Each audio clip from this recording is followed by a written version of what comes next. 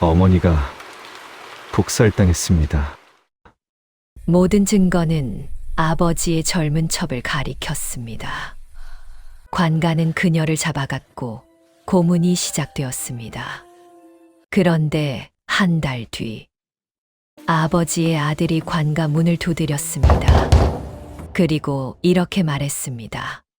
제 아버지가 어머니를 죽였습니다.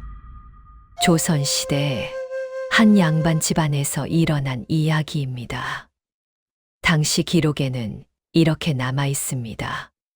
사또의 본처가 의문의 죽음을 맞이했고 첩이 독살 혐의로 붙잡혔으나 사또의 장남이 진실을 밝혀 아버지가 국문을 받게 되었다.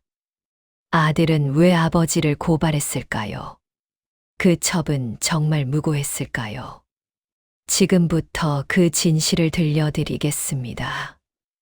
좋아요, 구독은 영상 제작에 큰 힘이 됩니다. 전라도 어느 고을 이야기입니다. 이곳의 사또는 이정훈. 나이는 51살. 오랫동안 관직 생활을 해온 사람이었습니다. 이 사또에게는 부인이 있었습니다.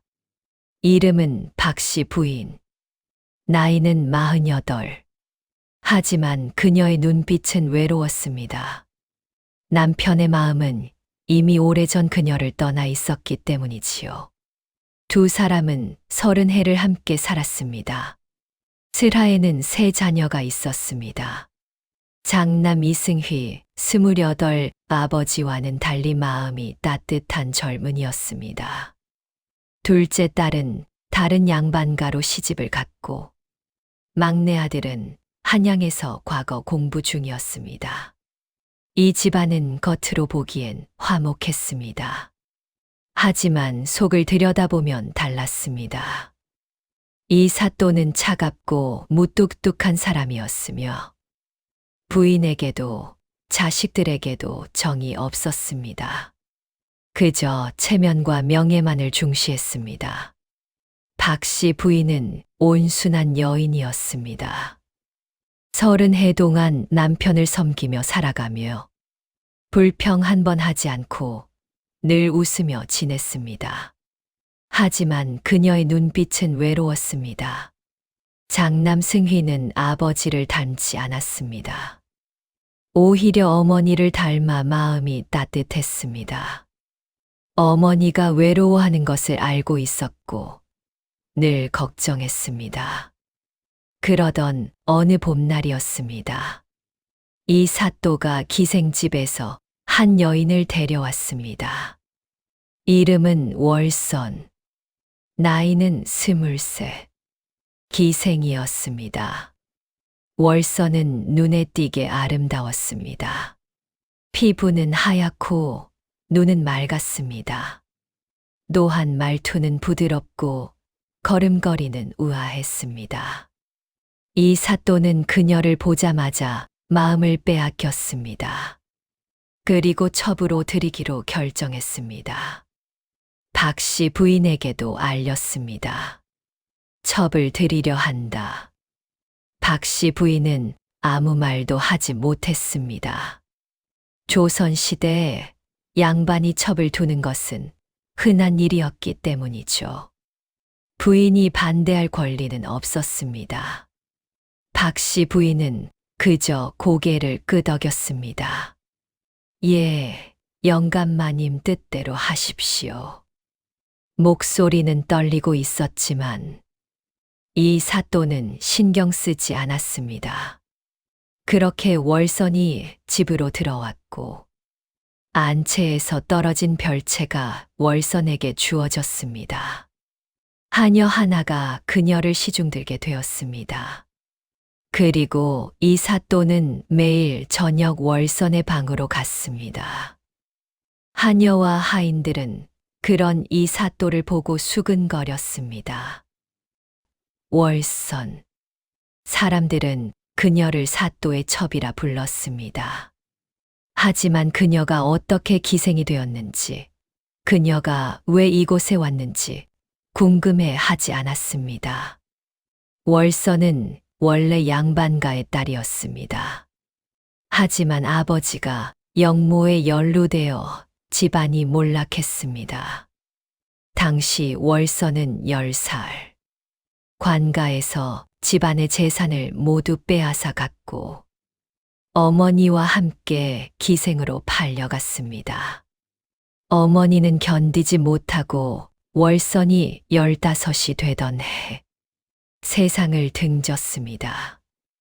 월선은 그 이후로 기생으로 살았습니다. 노래를 배우고 춤을 배우고 양반들을 시중들었습니다. 하지만 그녀는 결코 마음을 주지 않았습니다. 마음을 열면 더 아플 뿐이었으니까요. 그러던 어느 날 이 사또가 기생집에 왔습니다. 월선이 술을 따르고 노래를 불렀습니다.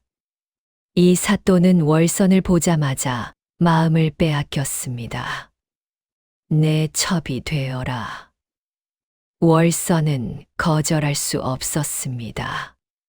기생에게 선택권은 없었으니까요. 월선은 그렇게 이 사또의 집으로 왔습니다. 자신의 의지와는 상관없이 승휘가 월선을 처음 본 것은 그녀가 온 지 사흘째 되던 날이었습니다. 마당을 지나가다가 우연히 마주쳤습니다. 월선이 먼저 허리를 굽히며 인사했습니다. 도련님, 안녕하십니까? 승휘는 당황했지만 아무렇지 않게 고개를 끄덕이고 지나쳤습니다. 하지만 그날 밤부터 월선의 얼굴이 자꾸 떠올랐습니다. 승휘는 그 이후로 월선을 자주 보게 되었습니다. 우물가에서 물을 깃는 모습, 마당에서 꽃을 보는 모습, 저녁 해를 바라보는 모습. 그녀는 늘 조용했으며 말이 없고 웃음도 적었습니다. 승휘는 그녀를 만날수록 마음이 이상했습니다. 나는 지금 무슨 짓을 하고 있는가? 아버지의 첩을 마음에 품는 것인가? 그것도 아버지의 여인을. 승휘는 자신을 탓했습니다. 하지만 마음은 말을 듣지 않았습니다. 그리고 그때는 몰랐습니다. 이 감정이 앞으로 일어날 비극에서 얼마나 중요한 의미를 갖게 될지. 그리고 한 달이 지났습니다. 박씨 부인이 점점 달라지기 시작했습니다. 밥을 잘 먹지 않았고 자주 한숨을 쉬었습니다. 밤에는 늘 흐느끼는 소리가 들렸습니다. 승휘는 그런 어머니가 걱정되었습니다. 어머니, 괜찮으십니까? 박씨 부인은 슬프게 웃으며 대답했습니다. 괜찮다. 신경 쓰지 마라. 하지만 눈빛은 말하고 있었습니다. 괜찮지 않다고. 이 사또는 아내의 변화를 알아차리지 못한 듯 했습니다. 아니, 알아차렸지만 신경 쓰지 않았습니다. 그는 매일 월선과 시간만 보내기에도 바빠 보였습니다. 그 후 2달이 지났습니다. 박씨 부인은 방에만 있고 사람들을 만나지 않았습니다. 말도 거의 하지 않았습니다. 승휘는 그런 어머니를 볼 때마다 답답했습니다. 어느 날 밤 어머니의 방을 찾아갔습니다. 어머니, 왜 그러느냐? 어머니, 저희와 함께 한양으로 가시는 게 어떻겠습니까? 박씨 부인이 쓰게 웃었습니다. 이 나이에 어딜 가겠느냐? 여기가 내 집이다. 하지만 내 아버지는 나쁜 사람이 아니다. 그쵸? 그저 욕심이 좀 많을 뿐이다. 승휘는 더 이상 말하지 못했습니다. 석 달이 지났습니다. 승희는 어쩔 수 없이 월선과 마주치는 일이 많아졌습니다. 어느 날 월선이 마당에서 빨래를 하고 있었는데 그때 승희가 지나가다가 멈춰 섰습니다. 왜 손수 빨래를 하십니까? 하녀가 있지 않습니까? 월선이 고개를 들었습니다. 몸을 움직이는 게 좋아서요. 그렇습니까? 승희가 다시 걸으려는데 월선이 조용히 말했습니다. 도련님, 예? 부인 마님께서 많이 편찮으신 것 같습니다. 승희가 놀라서 월선을 바라보자 월선이 계속 말했습니다. 제가 저 때문인 것 같아 죄송합니다. 승희는 아무 말도 하지 못했습니다. 월선이 다시 빨래로 시선을 돌렸습니다. 승희는 그 자리에 한참을 서 있었습니다. 그날 이후 승희는 월선을 다른 눈으로 보게 되었습니다. 그녀도 괴로워하고 있다는 것을, 그녀도 이 상황이 불편하다는 것을. 며칠 뒤 월선과 또 마주쳤습니다. 이번엔 승희가 먼저 말을 걸었습니다. 월선, 월선이 놀라서 고개를 들었습니다. 왜 이곳에 오셨습니까? 월선이 잠시 망설이다가 대답했습니다. 선택권이 없었습니다. 무슨, 저는 기생입니다. 사또께서 원하시면 따라가야 합니다. 승희는 가슴이 답답했습니다. 그럼 원치 않았단 말씀입니까? 월선이 쓰게 웃었습니다. 원한다, 원치 않는다가 중요합니까? 이미 온 거려. 그리고 조용히 자리를 떴습니다. 승희는 그 자리에 서서 한참을 생각했습니다. 며칠 뒤, 이 사또가 승희를 불렀습니다. 승희야, 예. 아버지, 요즘 내가 월선에게 자주 가까이 간다는구나. 승희의 등에 식은땀이 흘렀습니다. 아닙니다. 아버지, 그쵸. 조심하거라. 이 사또의 목소리는 차갑고 낮았습니다. 월선은 내 여자다. 내가 범접할 수 있는 사람이 아니다. 예. 아버지, 승희는 고개를 숙였습니다. 하지만 그 순간 아버지의 눈빛에서 이상한 것을 보았습니다. 질투, 그리고 의심. 마치 아들을 경쟁자로 보는 듯한 눈빛이었습니다. 그날 이후 승희는 월선을 멀리했습니다. 월선도 승희를 피했습니다.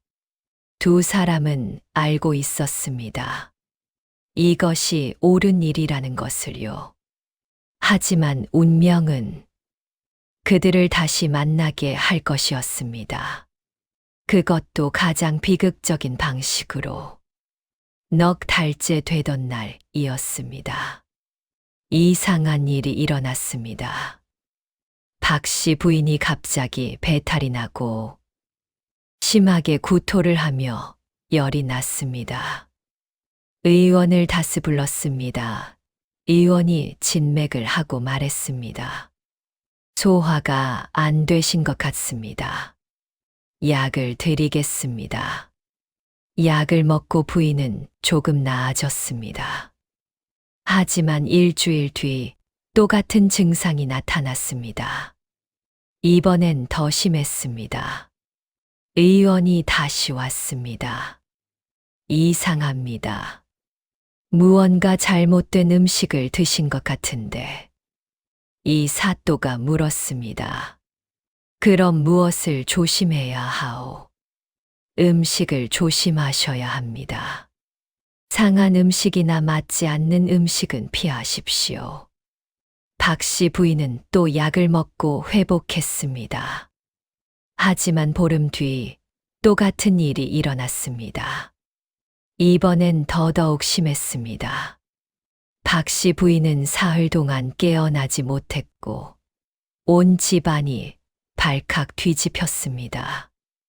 의원들이 열어뒀습니다. 하지만 원인을 알 수 없었습니다.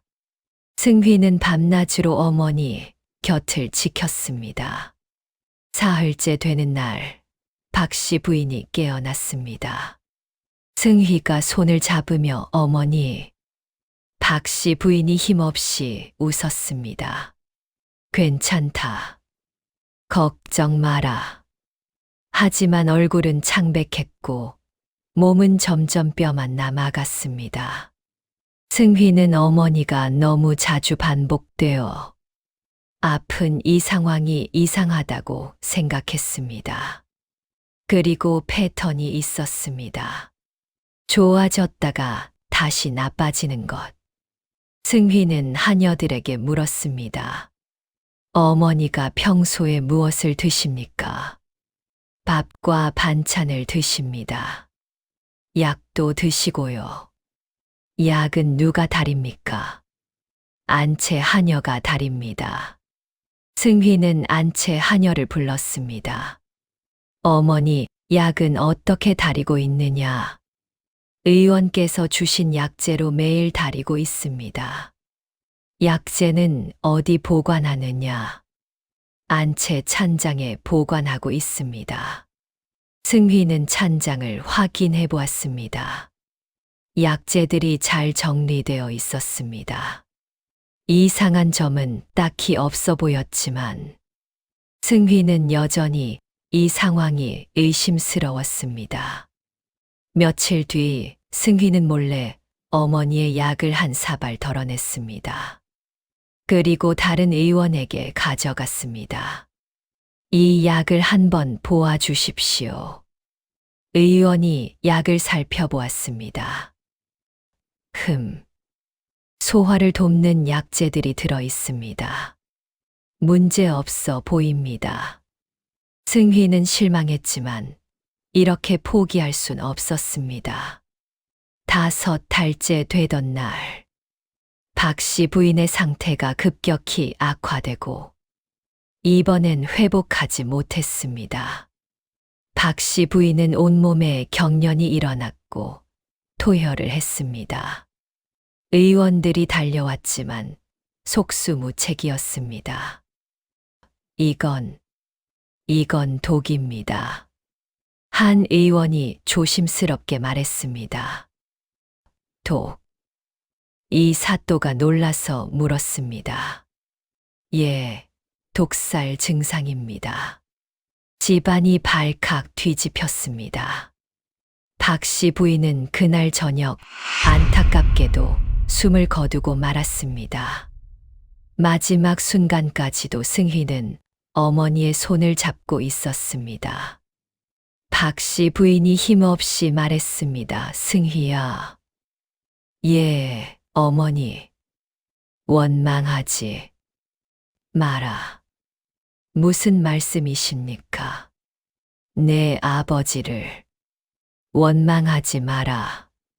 그리고 박 씨 부인은 눈을 감았습니다. 승휘는 어머니를 부둥켜 안고 울부짖었습니다. 다음 날 관가에서 사람들이 왔습니다. 독살 사건은 반드시 조사해야 했습니다. 하녀들, 하인들, 가족들, 집안의 모든 사람들 모두 조사를 받았습니다. 이 사또도 조사를 받았습니다. 부인께서 평소에 누구와 갈등이 있었습니까? 없었습니다. 부인은 온순한 사람이었습니다. 혹시 부인을 해칠 만한 사람을 아십니까? 전혀 모르겠습니다. 조사관들은 찬장, 부엌, 집안이 모든 곳을 조사했습니다. 그리고 찾은 약재들을 모두 가져갔습니다. 며칠 뒤 결과가 나왔습니다. 안채에서 발견된 약재 중 하나에서 독이 검출되었습니다. 비상이었습니다. 조선시대 가장 흔한 독약이었는데 문제는 그 약재가 보관된 장소였습니다. 안채 찬장. 하지만 그 찬장은 많은 사람이 드나들 수 있는 곳이었습니다. 조사관들은 더 깊이 파고들었습니다. 누가 가장 자주 안채에 출입했습니까? 하녀들이 대답했습니다. 안채 하녀들과 그리고 별채의 월선 나으리입니다. 월선. 예, 사또 나으리의 첩입니다. 조사관들은 의심스러운 눈빛으로 변했습니다. 다음 날 아침, 관가 사람들이 월선을 잡으러 왔습니다. 월선은 저항하지 않고 그저 조용히 따라갔습니다. 그때 승희가 뛰어나왔습니다. 잠깐, 무슨 일입니까? 조사관이 대답했습니다. 월선을 독살 혐의로 체포합니다. 무슨 말씀이십니까? 증거라도 있습니까? 월선이 안채에 자주 드나들었고 독이 발견된 찬장에 접근할 수 있었습니다. 그것만으로 범인이라 할 수 있습니까? 더 조사해 보겠습니다. 월선이 끌려갔습니다. 승휘는 그 모습을 바라보며 주먹을 쥐었습니다. 이 사또는 아무 말도 하지 않았습니다. 그저 멀리서 지켜볼 뿐이었습니다. 관가에서 월선에 대한 국문이 시작되었습니다. 내가 부인을 독살했느냐? 아닙니다. 하지만 너는 안채에 자주 드나들었다. 그렇습니다. 하지만 저는 부인을 해칠 이유가 없습니다. 이유가 없다고. 내가 첩이 되면서 부인의 자리를 위협했다. 그것이 이유다. 저는 부인의 자리를 원한 적이 없습니다. 거짓말 마라. 고문이 시작되었고 조선시대 국문은 잔인했습니다. 곤장을 맞고 다리를 조이는 형벌을 받았습니다. 월선은 비명을 질렀지만 자백하지 않았습니다. 저는 하지 않았습니다. 일주일이 지났고 월선은 만신창이가 되었습니다. 하지만 월선은 여전히 부인했습니다. 증거는 정황뿐이었고 조사관들은 답답해 했습니다. 확실한 증거가 필요했습니다. 승휘는 월선이 무고하다고 믿었습니다. 그녀의 눈빛이 거짓을 말하지 않는다고 생각했습니다. 승휘는 스스로 조사를 시작했습니다. 어머니가 아프기 시작한 시점을 정리했습니다. 첫 번째 월선이 온 지 한 달 뒤, 두 번째 그로부터 일주일 뒤, 세 번째 그로부터 보름 뒤, 마지막 그로부터 열흘 뒤. 패턴이 있었습니다. 점점 빨라지고 있었습니다. 승휘는 어머니의 방을 다시 조사했습니다. 찬장을 열어보았고 그 안의 약재들은 정리되어 있었습니다. 하지만 하나가 이상했습니다. 한 약재 항아리가 다른 것들보다 먼지가 덜 쌓여 있고 자주 만진 흔적이 있었습니다. 승휘는 그 항아리를 들고 의원에게 가져갔습니다. 이 약재를 분석해 주십시오. 의원이 며칠 뒤 결과를 알려주었습니다. 이 약재에 비상이 섞여 있습니다. 승희의 얼굴이 굳어졌습니다. 확실합니까? 예, 확실합니다. 승휘는 집으로 돌아와 생각에 잠겼습니다. 누가 이 약재 항아리에 접근할 수 있었을까? 안채 하녀들, 그리고 가족들. 승휘는 하녀들을 하나씩 불러 물었습니다. 이 약재 항아리를 만진 적이 있느냐? 대부분은 만진 적이 없다고 했습니다. 한 하녀만 이렇게 대답했습니다. 한 번 만진 적이 있습니다. 사또 나으리께서 약재를 확인하라고 하셔서요. 승희의 심장이 멈췄습니다. 아버지가? 예, 2달 전쯤이었습니다. 승희는 온몸에 소름이 돋았습니다. 승희는 아버지가 관아에 나간 사이에 방을 조사했습니다. 책상, 서랍, 옷장을 뒤졌습니다. 한참을 찾다가 책상 밑 비밀 서랍을 발견했습니다. 열어보니 종이 몇 장이 있었습니다. 편지였습니다. 승희는 떨리는 손으로 편지를 펼쳤습니다. 한양의 어떤 사람에게 보낸 편지였습니다. 편지의 내용을 읽는 순간 승희는 숨이 막혔습니다. 박씨 집안의 재산을 모두 정리했소. 부인이 죽으면 그 재산은 모두 내 것이 되오. 그리고 나는 자유롭게 월선을 본첩으로 드릴 수 있소.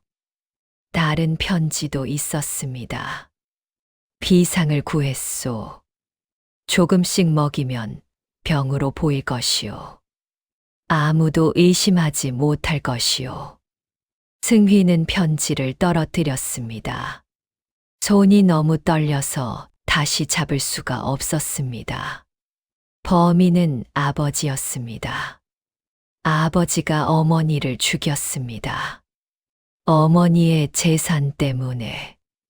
그리고 월선을 본첩으로 만들기 위해. 승희는 그 자리에 주저앉았습니다. 그리고 한참을 울었습니다. 밤이 되었습니다. 승희는 편지들을 가지고 자신의 방으로 돌아왔습니다. 온갖 생각이 머릿속을 휘저었습니다. 이 사실을 알려야 하나? 아버지를 고발해야 하나? 하지만 아버지를 고발하면 어떻게 되는가? 아버지는 사형당할 것이고 집안은 몰락할 것입니다. 자신도 동생들도 모두 고통받을 것입니다.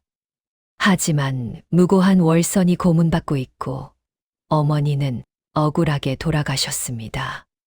승희는 밤새 고민했습니다. 다음 날 아침, 승희는 결심했습니다. 월선을 구해야 한다고.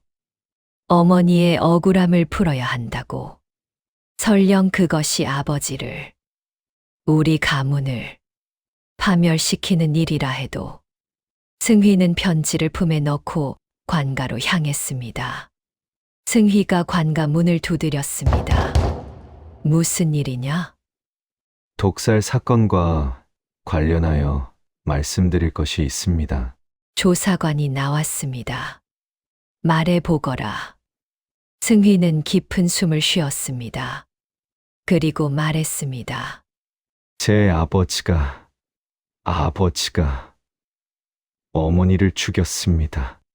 관가가 술렁였습니다. 조사관이 눈을 크게 뜨며 말했습니다. 무슨 소리냐? 내 아버지는 이 관할 사또이시다. 승희가 품에서 편지들을 꺼냈습니다. 이것이 그 증거입니다. 조사관이 편지를 받아 읽었고 그의 얼굴은 점점 굳어졌습니다. 이것이 정녕 내 아버지가 쓴 것이냐? 예, 확실합니다. 조사관이 다른 관리들을 불러 편지를 읽게 했습니다. 편지를 읽은 모두가 충격에 빠졌습니다. 이것이 사실이라면 이건 큰 사건이다. 조사관이 승희를 바라보았습니다. 너는 지금 내 아버지를 고발한 것이다. 그 의미를 아느냐? 승희가 고개를 끄덕였습니다. 알고 있습니다. 하지만 진실은 밝혀져야 합니다. 내 아버지는 사형당할 것이다. 너희 집안은 몰락할 것이다. 알고 있습니다. 조사관이 한숨을 쉬었습니다. 그리고 월서는 무고한 것이냐? 예. 월서는 아무 잘못이 없습니다. 아버지가 월선을 이용한 것입니다. 조사관들이 서로 눈빛을 교환했습니다. 이것은 보통 사건이 아니었습니다. 양반이, 그것도 사또가 본처를 독살한 사건, 그리고 그 아들이 아버지를 고발한 사건, 조선시대에도 극히 드문 일이었습니다. 그날 오후, 이 사또가 집으로 돌아왔습니다. 관가의 관리들이 기다리고 있었습니다. 무슨 일이요? 이정훈 사또, 부인 박씨, 독살 혐의로 체포합니다. 이 사또의 얼굴이 하얗게 질렸습니다. 무슨 소리요? 증거가 있습니다. 순순히 따라오십시오. 이 사또는 승휘를 보았습니다. 승휘가 멀리서 슬픈 눈으로 바라보며 서 있었습니다. 두 사람의 눈이 마주쳤습니다. 이 사또는 그때 모든 것을 알게 되었습니다. 아들이 자신을 고발했다는 것을. 이놈이, 이 불효자식이, 이 사또가 소리쳤습니다. 내가 너를 키웠거늘 네가 감히 나를 배신하느냐? 승휘는 아무 말도 하지 않았습니다. 눈물만 흘렀습니다. 이 사또가 끌려갔습니다. 이튿날부터 이 사또에 대한 국문이 시작되었습니다.